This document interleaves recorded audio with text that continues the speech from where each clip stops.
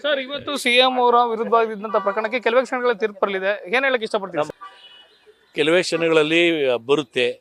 ನಾನಂತೂ ನಾನು ಡಿಸ್ಟರ್ಬ್ಡೇ ಅಲ್ಲ. ಕೇಳಿ ಅವರಿಗೆ, ನಾನು ಅದ್ರ ಬಗ್ಗೆ ತಲೆನೂ ಕೆಡಿಸ್ಕೊಂಡಿಲ್ಲ. ನಮ್ಮ ಬೇರೆ ಒಂದು ಕೇಸ್ ಇದೆ ಇವತ್ತು ಅಲ್ಲೇ, ಅದ್ರ ಬಗ್ಗೆ ತಲೆ ಕೆಡಿಸ್ಕೊಂಡು ನಾವು ರೆಡಿ ಆಗ್ಬಿಟ್ಟು ಬಂದಿದ್ದೀವಿ.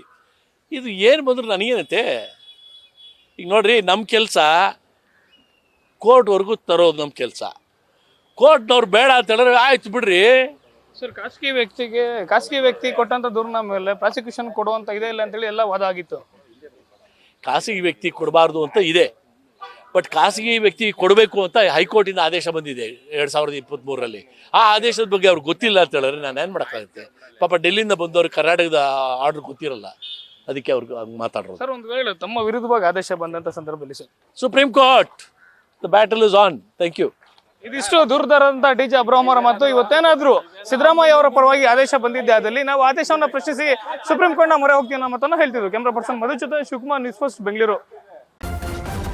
ನ್ಯೂಸ್ ಫಸ್ಟ್ ನಿರ್ಭೀತಿಯಿಂದ ನಿಮ್ಮ ಪರವಾಗಿ.